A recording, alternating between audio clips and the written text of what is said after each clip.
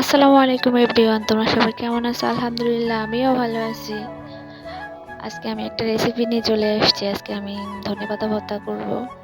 প্রথমে ধনেপাতাটা সিদ্ধ করলাম, তারপরে এই যে রসুন, পেঁয়াজ, মরিচ, সাথে সিম ভর্তা করতেছি।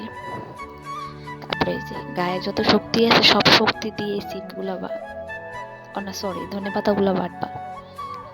মানে যত রাগ আছে সব রাগ এই পাটার উপরে উঠে এলে, বা জামাই যদি কিছু বলে, জামাইয়ের রাগটাও না এখানে রইলা রইলা পিছিয়ে দিবা সবকিছু। দেখো আমি বাটতেছি, ভালো করে বাটতেছি, একদম মিহি করে বাটতে হবে যাতে ভর্তাটা খাইতে খুব টেস্টি লাগে। এবার আমি শুকনো মরিচ, পেঁয়াজ আর রসুন ভাইজা নিয়েছিলাম আগেই তেলে, ওগুলো এখন দিয়ে সাথে লবণ দিয়ে আবারও বাইটা নিব। এই যে বাটা গোটা করতেছি। আর এই যা রাগ ছিল সব রাগ আজকে উশিল করে দিতেছি। এখন এটা আমার তোলার পালা, আমি এখন তুলে নিব। ও হ্যাঁ, আমি আলু ভর্তা করে রেখেছিলাম, সেটা তোমাদের সাথে শেয়ার করতে ভুলে গেছি। আলু ভর্তাটা সচরাচর সবাই পারো। আর আমি এই রেসিপিটা কাউকে শেখার জন্য দিইনি, বাট আমি এমনিতেই করছি, তার জন্য দিতেছি। দেখো আমার আলু ভর্তাটা আগে থেকে রেডি ছিল। এই যে আগে থেকে রেডি ছিল। ভাইরে ভাই, আমার না ক্যামেরাম্যান নাই যে আমার মোবাইলটা ধরবে, যে একটু ভালো করে ভিডিও করবে, তাও নাই।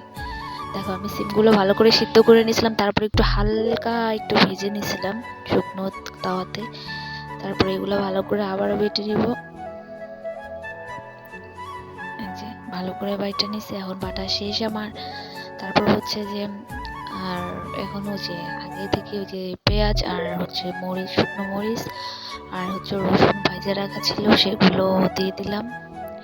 আর সাথে তো স্বাদ মতো লবণ, যার যতটুকু প্রয়োজন ততটুকুই। লবণটা এমন একটা জিনিস যেটা বেশি দিলে একদম খাইতেও ভালো লাগে না, আবার কম দিলেও টেস্টটাই একদম নষ্ট হয়ে যায়, কেমন জানি ভালো লাগে না। লবণ ছাড়া একদম জীবন যেমন হয় তেমন আর কি। আমার এটাও করা শেষ।